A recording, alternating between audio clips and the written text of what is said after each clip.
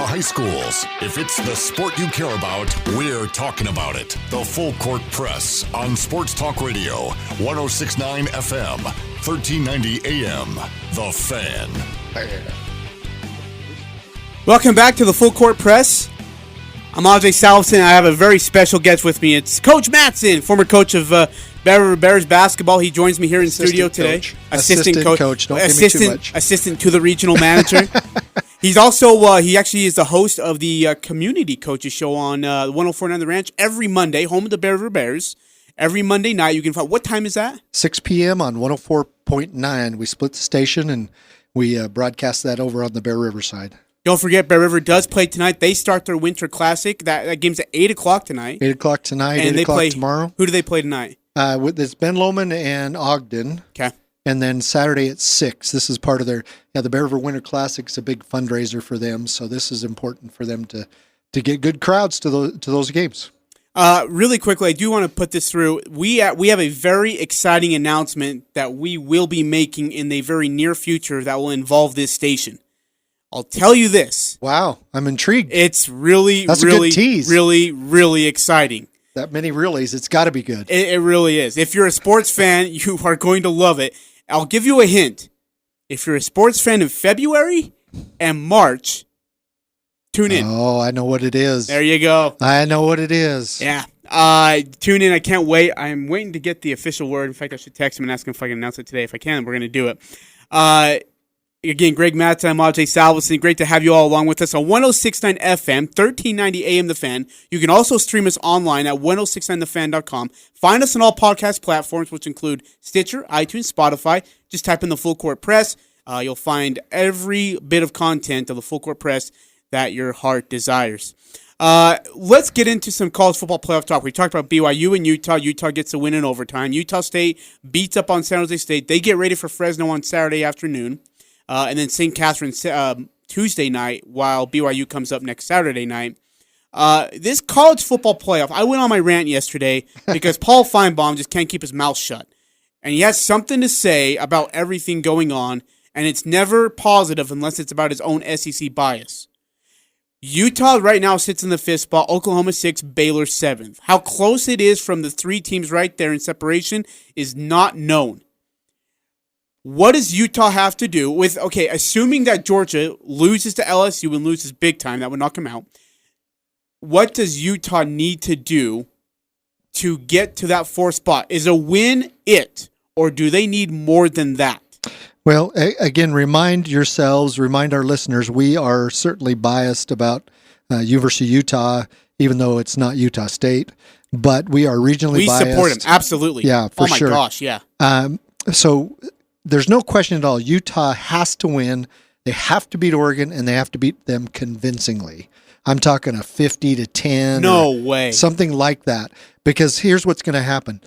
If Ohio State wins, which they should against Wisconsin, if LSU beats Georgia, which, boy, I don't know. Georgia's got a tough defense. LSU's got a great offense, but their defense is terrible. So if LSU beats Georgia, if Clemson wins like they should against Virginia, everybody holds tight on those first 3 spots. Georgia, it stands to reason, would drop out. But nationally, and in that room of the college football playoff, in that room, Utah is not near as sexy as Oklahoma is. No doubt. There's no question in my mind that they're nowhere near sexy enough. And I would say that Oklahoma would jump Utah, even if Utah convincingly beats Oregon. There's no, it's done before. So you're telling me Utah would be punished for winning their Pac-12 championship game? Pac-12 is terrible, and the voters are going to hold them accountable for that. It doesn't matter that it's a good conference, it's a Power 5 conference. It's a bad conference, and there's not as much cachet in the Pac-12 as there is these other conferences. They're even talking like that Georgia would stay there.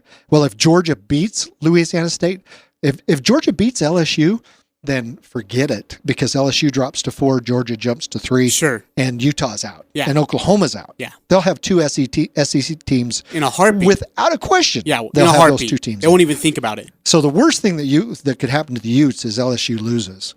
So if those three teams above them, of course, if Clemson loses, that opens up another spot. But I can't see Clemson losing to Bronco Mendenhall's Virginia team. Just can't see it happening. How about that, by the way? Bronco Mendenhall and that Virginia squad go and beat Vodtech, ending a 15-game losing streak to them, and now we'll get a chance to participate in the ACC championship. Most likely lose, but in reward, they get to go to the Orange Bowl. That's not a bad gig. ACC Coastal Champion, is that what they are? Yeah. They were saying on ESPN last night that there have been 7 different ACC Coastal champions in that conference. Yeah. That tells you how crappy that conference Absolutely. is. So Clemson, should they win? Absolutely. Will they win? They should. And if those 3 hold form, then that opens up the 4 spot. And Utah maybe, but I don't think there's any question at all that Oklahoma jumps them. Who would get robbed more of not making the playoff if Georgia loses and Utah and Oklahoma win? Do you feel like this would be one of the biggest highway robberies in the college football? I mean, you put in the BCS too, by the way, in 2009 when Utah was undefeated and then absolutely shredded Alabama in the Sugar Bowl. So in Alabama's backyard. Would this be more of a robbery than that 2009 team? Well, I think there's some strength in the fact that they are in the Pac-12, but still the Pac-12 just does not have that weight in its conference that a Big 12, Big 10, or SEC, as an example.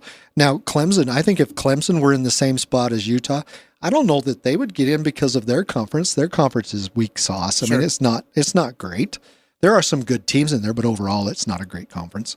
So that's what I think is going to happen. Utah's got to win convincingly, and then you got to have LSU hold form and beat Georgia, and then pray. Pray. I just can't see that committee is going to look at the University of Utah over Oklahoma and say that's going to make a game that people are going to watch. Because it's 1 versus 4. It's OSU versus Utah or OSU versus Oklahoma. It doesn't matter. To be honest with you. Yeah, it does. Does it matter Absolutely. who's number 4? It does. It does. Because Oklahoma would be. Ajay, come on. If it was, hold on. If it was Ohio State at 1, which right now it is Ohio State 1, LSU 2, Clemson 3, Georgia 4. So if it's Ohio State and Oklahoma, I like Oklahoma. I like Jalen Hurts. If I had some M&Ms to bet, and that was the end of my M&M supply, I would put Ohio State to win by 30 over whoever they play. They will absolutely I'd take that bet in a heartbeat. They would destroy Oklahoma or Utah. I'd take that bet in a heartbeat. In my mind, there's no question. OSU is so complete and so head and shoulders above anybody on that 4 spot that there's not even a chance that team would even sniff a win. Okay, fine. Let's try to test your brain a little bit then here. LSU, Ohio State. Okay, that's different. That's the championship game. That's the championship game. But, again, if Georgia beats LSU drops to the 4 seed, wow, totally different. LSU and Ohio State in round 1. That's totally different. That would be an amazing game. That would be a pick'em. I think that would be a pick'em game, even with both with LSU with 1 loss. But if LSU wins, Clemson wins, Ohio State wins, whoever comes in at that 4 seed's just going to get their heads handed to them. You know, it's interesting. Someone said, well, wait, what's the difference between LSU losing and OSU losing? I said it's simple. LSU has 4 top 10 wins. Ed Oregon has won 8 of the last 9 games versus a top 10 team. Ohio State doesn't have that resume. They have top 20 wins, a couple of top 15 wins, but they don't have 4 top 10 wins. But look at again, those top 3 teams are East Coast in essence teams.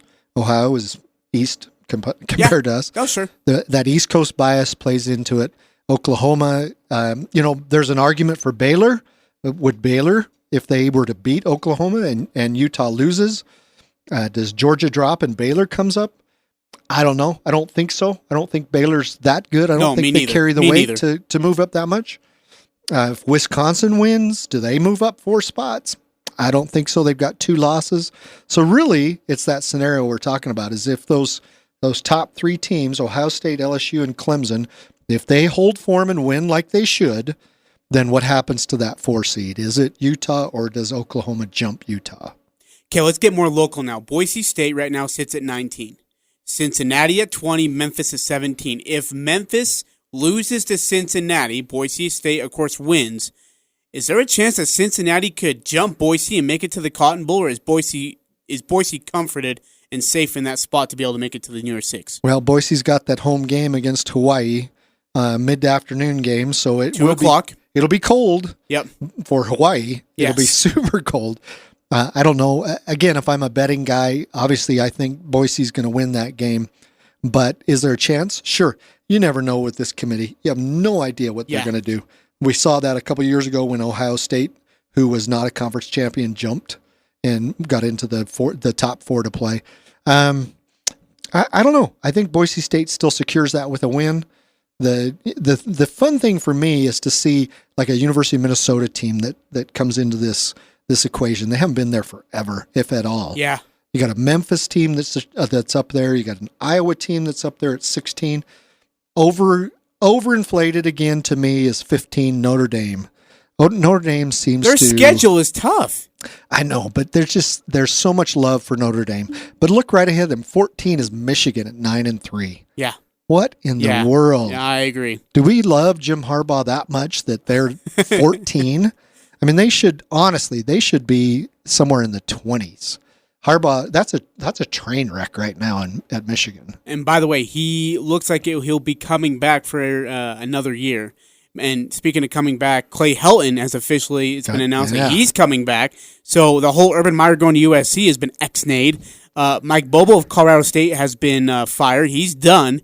So, I mean, it's a coaching carousel this time of the year, and there's names floating around everywhere, and this is totally offside tangent, but I'm going to just point this out again. Jay Hill's name will come up. The head coach of Weber State's got some. Oh, yeah, absolutely. It's coming up. And you're going to hear it float around here and there, and if he gets the right deal at the right place, don't be surprised. Yeah, my son was being recruited by Weber State, and we had a chance to visit with Jay Hill, an amazing guy. He is 1 in a million as far as a guy that talks to kids and motivates them. What I've always understood, what I've always heard on the lesser conferences is you look at how many conference championships a coach has. And if he can win his conference, they feel like that translates to the next or the higher level conference. So an Urban Meyer at a Bowling Green was successful. They felt like he could translate to Utah. He came to Utah in 2 years and did great.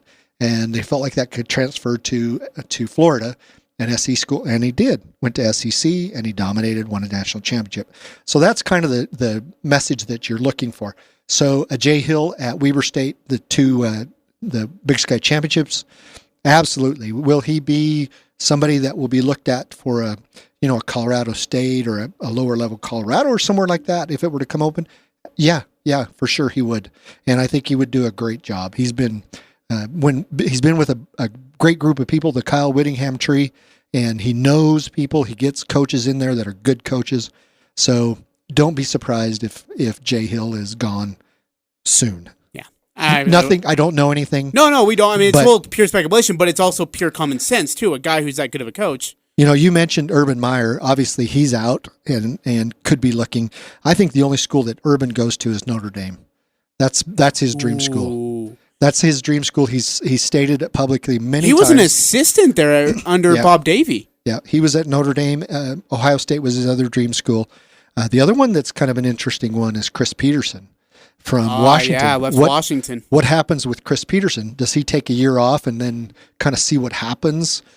Chris Peterson would be a hot commodity at a big school.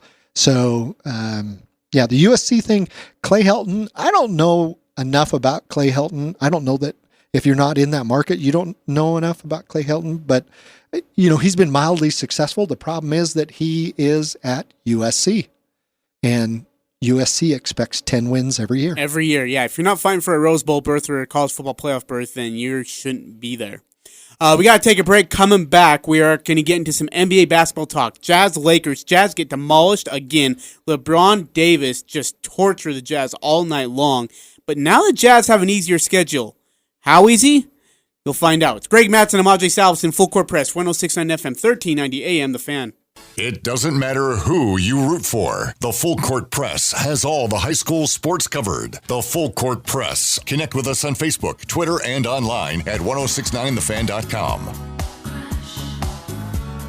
Ajay Salvesen here, Greg Matson on the other side, host of the Coaches Community Show on 104.9 The Ranch, talking Bear River Bears, talking everything community in the Bear River area. Great show. Really unique learnings you can get about the community in Tremont and Garland. Garland. Yeah, I about to say Garden City. I had to stop myself. Garmonton. Or Tree Town. Home of the legendary Larry Gephardt.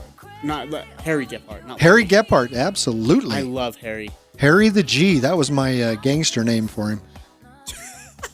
So, did I ever tell you, like, when I would produce his games, I would be like, all right, Harry, we're on in 5 seconds. And he'd be like, well, welcome back, Bear River fans. And I'm like, 4, 3, yeah, well, he just started talking like he's on the air. And I'm like, Harry, we're not on yet. And he's like, oh.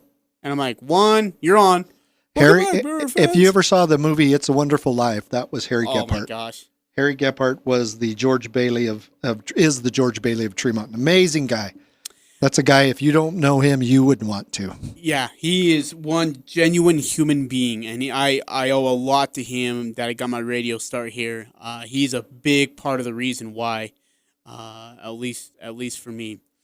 Utah Jazz last night fall to the LA Lakers 121-96. Ouch. In an absolute demolition, but yet an absolute clinic put on by the LA Lakers. Anthony Davis in 26 minutes had 26 points, 89 from the charity stripe, 9-11 from the field. He also had 6 boards and 3 blocks. LeBron James, not too shabby himself, 20 points in 29 minutes. He was 9-21 from the field, only 1-6 from deep. He's 1-1 from the line. He had 4 rebounds and 12 assists. But it's the way that LeBron James facilitates and makes his team better that always stands up to me. Look, the only person in the plus-minus category for the LA Lakers was JaVale McGee, and he's always in the minus category. Everybody else was in the plus category. Everybody.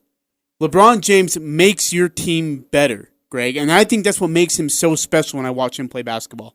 Well, he like Mike many years ago figured it out that you can't carry the team by yourself, and so he started getting more of his teammates involved. Of course, it helps that some of the players that he's had on his team were pretty amazing players. But yeah, he's taking a facilitator's role. He's making sure people like Kyle Kuzma get involved. Kuzma had 13 points last night. Rajon Rondo 14 points. I mean, it was a complete game for the Lakers. 121 points in a NBA game anymore is quite a few points. Yeah. Oh, absolutely. Well, I mean, the way this day and age of NBA basketball is played with the high pace, I mean, we see it more often than not.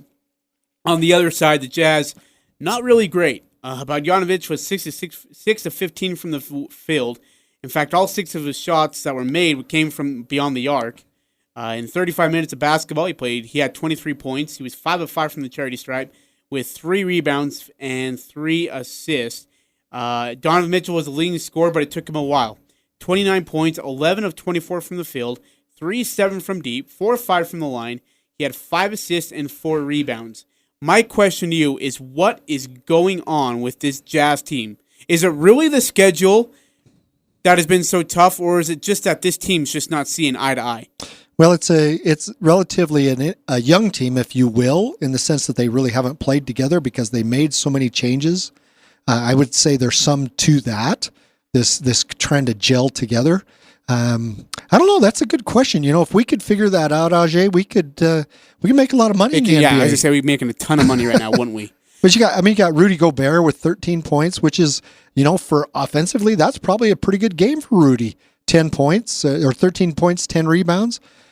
Where else is it going to come from? You got Mitchell with 29. Is Mitchell going to get frustrated with what's going on? Here's the thing: is that I thought Mike Conley and Bogdanovic being on the court were supposed to eliminate Mitchell from playing hero ball. Instead, it's done it just as much. Mm-hmm. It's happening just as much and more consistently. That's what's frustrating to me. Now, Conley didn't play last night, right? No, Conley, no. He was out with hamstring tightness. But even throughout that East swing trip, he had issues. Yeah. On the bench, it was not good. In fact, not one player was in the plus category for the Jazz. Jarrett Brantley was -6. George Niang was -17. O'Neal -18. In fact, he's getting worse by the night. Bradley -4. Davis -12. Nigel Williams-Goss was -6. Exum -4. And Moutier -16. A question for you. Is this Exum project is this done? Like, do they just need to move on from it? I thought they should have moved on from that a couple of years ago, to be honest with you. Yeah. He's a nice kid, but boy, he just is having some great difficulty either getting on the floor or being productive on the floor because he's not injured. I don't know. I can't see them keeping him after this year. Hey, by the way, I got to ask you, did you see the video of LeBron James on the opening possession carrying the ball? Oh, yeah. Walking like 2 steps. And then he said his post game is like, I had no idea what I was doing. Like, I don't even know what happened. He just cupped the ball. And he just kind of stops and he's like, oh, no whistle. Well, play on, I guess. That's amazing. Russell Westbrook a couple of years ago took the ball from the sideline and walked out 5 or 6 steps. Yeah. And then they blew the whistle. He turned around and I love how he put his arms up like, what? What did I do? Yeah, the Jazz player that was guarding him was looking at the officials like, what in the world is going on? That was so obvious. But, it's LeBron, so he does get away with walking quite a bit. Yeah. No, well, more obvious now than ever. The fact that the refs didn't call that is just beyond my understanding. It's just really bad. That plus minus stat that you quoted, I'm kind of one of those guys that I'm not really sure that I like. You don't look plus into that. Minus Got it. Because they got thrashed. They got beat by 25 points. Yeah, they're all going to be minuses because they were on the floor when they gave up the lead. I mean, Donovan Mitchell's a minus 18. Does that mean he had a bad game? Wasn't good. I don't know. I don't know if that really is a true indicator. It's something I know the Jazz play-by-play guide likes to really quote those minus and plus stats, and I guess David Locke, the metrics. Wasn't sure if I could say his name or not. Absolutely. All right. Yeah, he's on our station. Okay, that's true. We do carry the Jazz on KBNU, don't we? So I don't know if the plus minus for me is a great indicator. I mean, if your team's getting beat, everybody's going to be minus.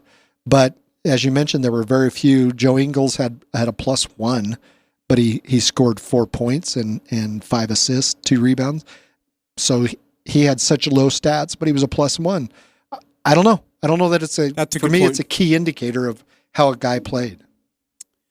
So the Jazz now, their schedule, Greg, gets really comfortable. I mean, extremely saucy. The next 20 games, okay? They have one team that's above 500. They have one team that is at 500. That is it.